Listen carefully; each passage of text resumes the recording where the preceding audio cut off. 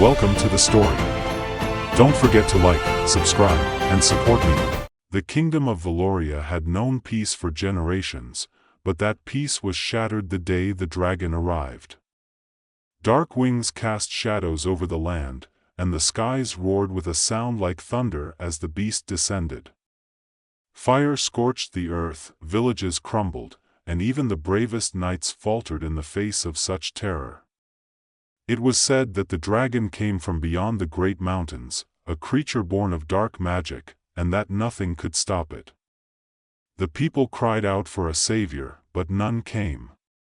Their only hope lay in the ancient legends, whispered in hushed tones in taverns and temples, of the guardian of light, a mythical figure who alone held the power to banish such evil from the world. But to the young knight Alan, those were just stories. Alan sat astride his horse, staring across the battlefield. Smoke and ash filled the air, the stench of burning wood and death nearly unbearable.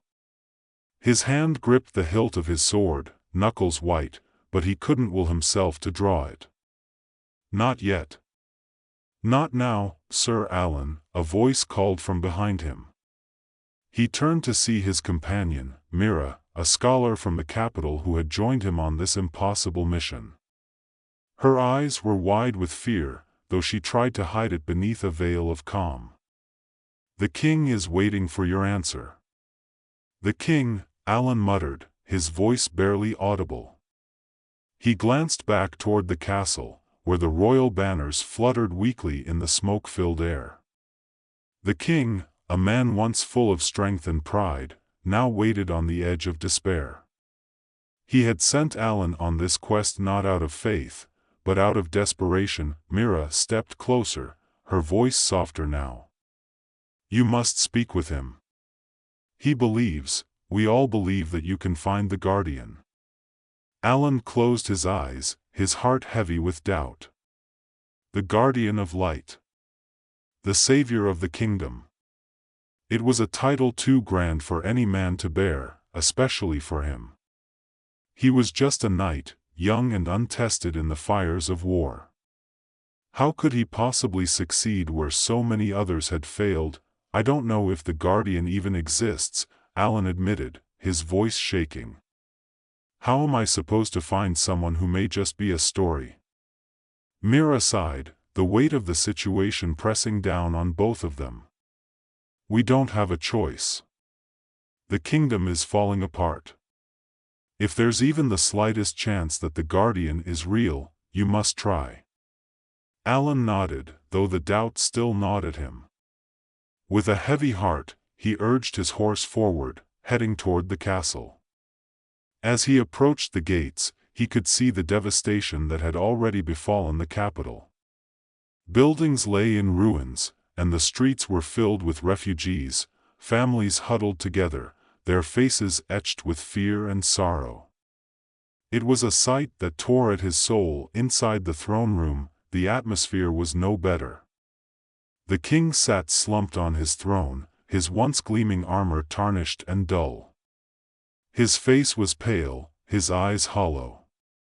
Beside him stood the queen, her hands clasped tightly as if in silent prayer. They both looked up as Alan entered, their expressions hopeful but strained. "Sir Alan," the king rasped, his voice weak. "Have you found any sign of the guardian?" Alan knelt before the throne, his heart pounding. "No, your majesty. Not yet." The king's face fell, and the room seemed to grow colder. "Then, we are truly lost." "No," Alan said quickly, though the words felt hollow. "I haven't given up. I will continue the search." The king nodded, though there was little conviction in his eyes. "We have so little time, Alan. The dragon's attacks are becoming more frequent, more devastating. If we don't find the guardian soon, there will be nothing left to save." Alan bowed his head. "I understand, your majesty. I will leave at once." As he turned to go, the queen spoke for the first time. "Alan." He stopped and looked back at her.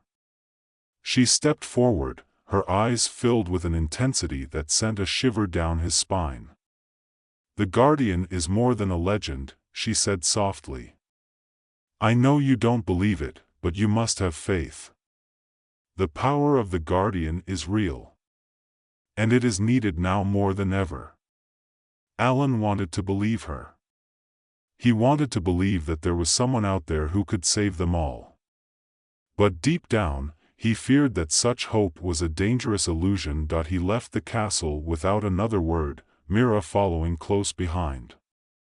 Outside, the wind howled through the streets, carrying with it the distant roar of the dragon. It was a sound that haunted his dreams, a reminder of the devastation that awaited them all if he failed. "We leave at dawn," Alan said quietly as they reached the stables. Mira nodded. "Do you have a plan?" "Not yet," he admitted. "But we'll start by heading to the ancient ruins in the east. If the Guardian exists, there may be something there that can lead us to them." The journey east was long and perilous, taking them through dense forests and over treacherous mountains. Along the way, they encountered the remnants of villages that had been destroyed by the dragon's fire, charred ruins and broken lives left in its wake. Alan's heart grew heavier with each passing day, the weight of his responsibility pressing down on him. One night, as they camped near a river, Alan sat alone by the fire, lost in thought. Mira approached him, her eyes reflecting the flickering flames. "You seem troubled," she said gently. Alan stared into the fire, his voice barely above a whisper. "What if we don't find the Guardian? What if it's all just a myth?" Mira sat beside him, her gaze steady. "Myths often hold a grain of truth. And sometimes, we have to create our own legends." Alan looked at her, confused. "What do you mean?" She smiled softly.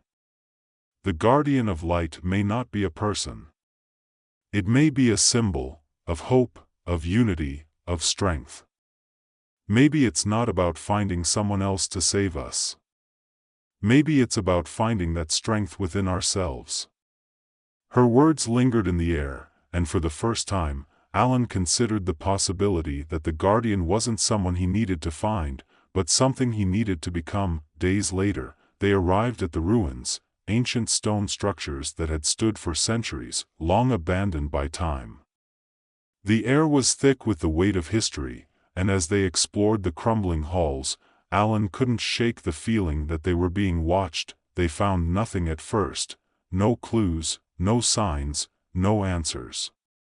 Frustration gnawed at Alan as he searched the ruins, his hope fading with every passing moment. But then, in the deepest chamber of the ruins, they stumbled upon a hidden door, covered in dust and vines. Alan's heart raced as he pushed it open, revealing a chamber bathed in a soft, ethereal light. At the center of the chamber stood a statue, a figure clad in armor, holding a sword aloft. "The Guardian of Light." Alan stared at the statue, his breath catching in his throat. This was it. The Guardian was real. But as he approached, something strange happened.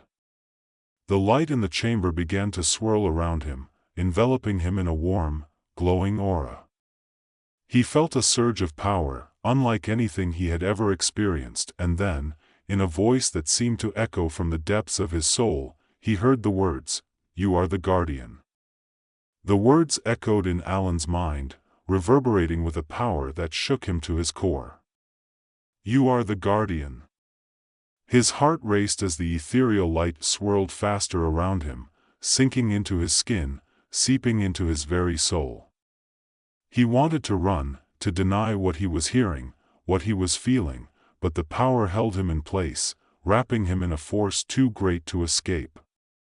He dropped to one knee, the weight of the revelation pressing down on him. "No," he whispered, his voice hoarse. "It can't be." But deep down, he knew the truth. All his life, he had felt something stirring inside him, something greater than himself. He had ignored it, pushed it aside, telling himself he was just a knight, an ordinary man with no extraordinary destiny. Yet here, in this forgotten chamber, the truth had found him. He wasn't just searching for the guardian of light. He was the guardian of light. Mira stepped forward, her breath catching in her throat as she watched the scene unfold. "Alan, it's you." He looked up at her, his face pale. "How can it be? I'm no one.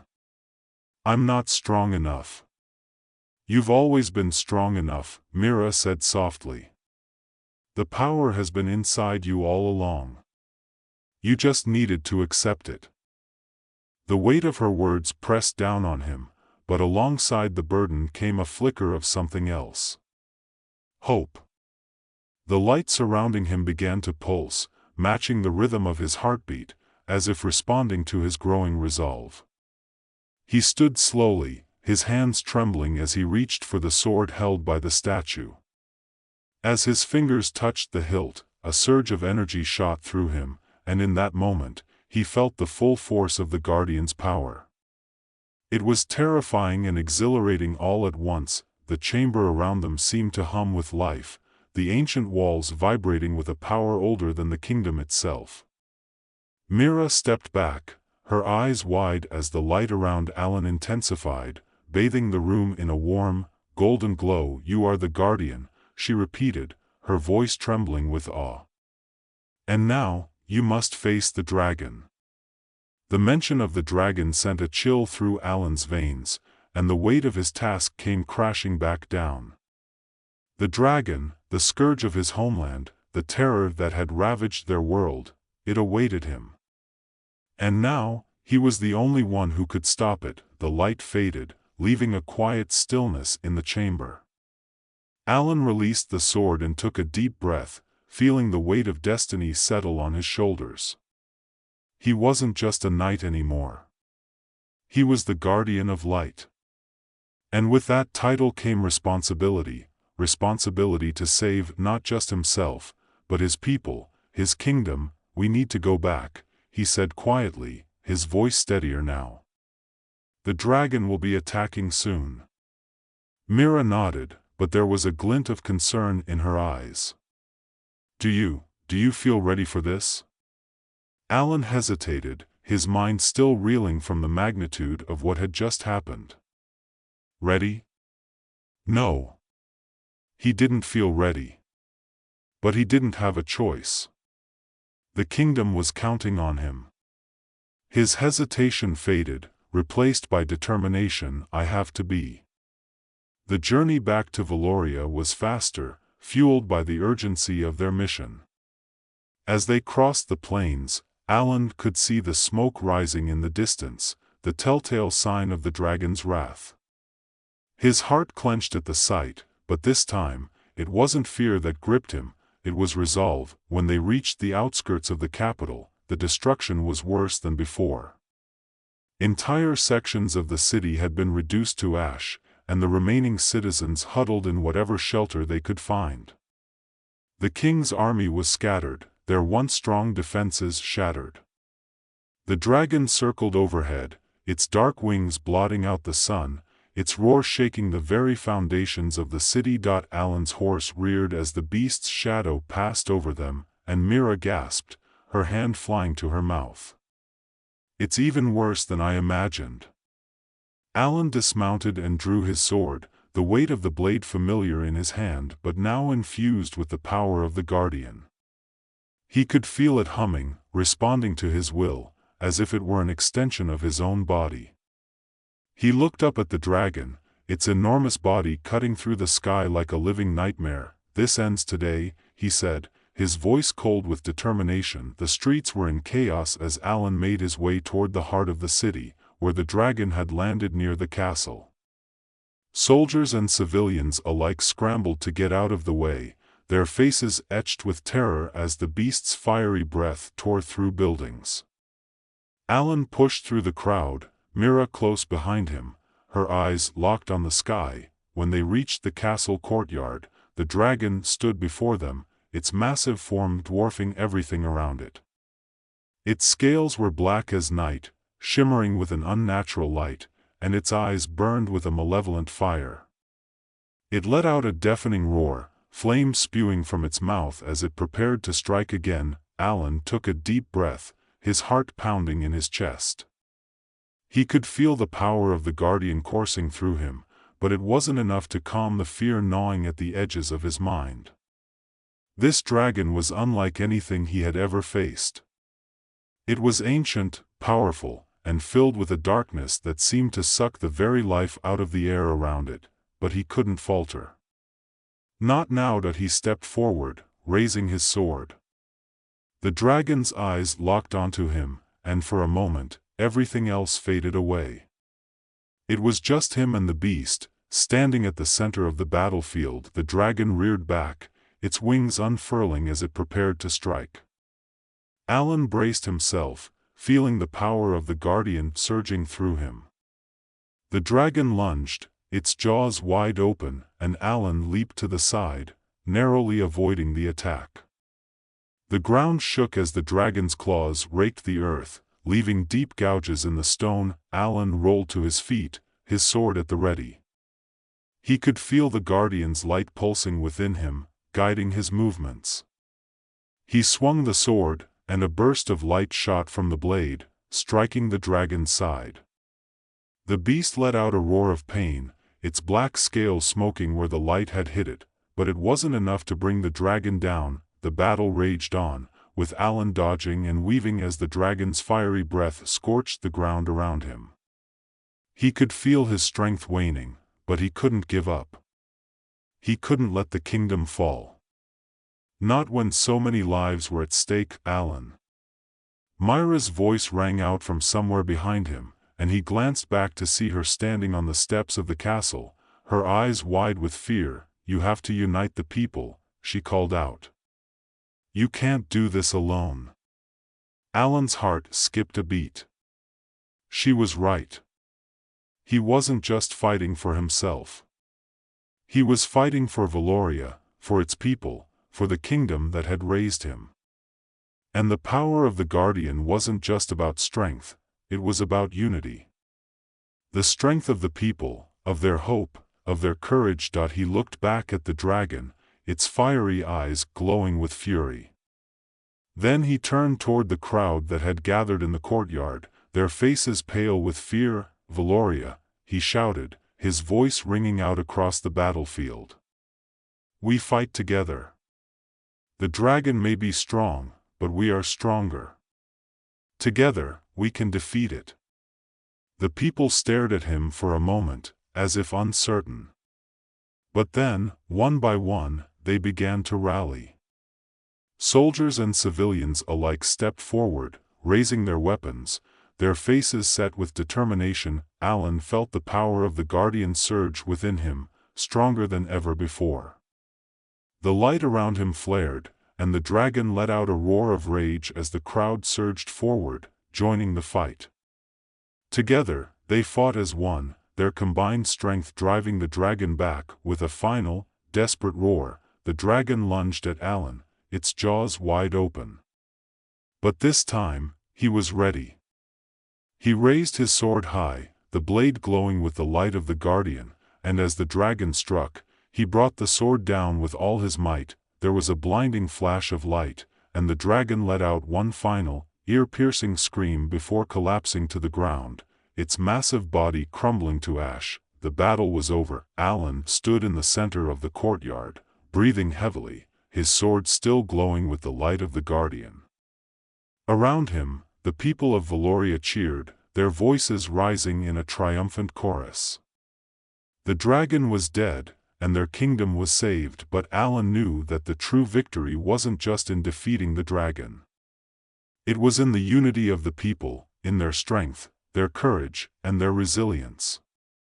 He had learned that the power of the guardian wasn't about being a lone hero, it was about bringing people together, about standing as one in the face of darkness. As the cheers of the crowd echoed around him, Alan lowered his sword and looked out at the kingdom he had fought to protect. Valoria was safe, but the journey had changed him. He wasn't just a knight anymore.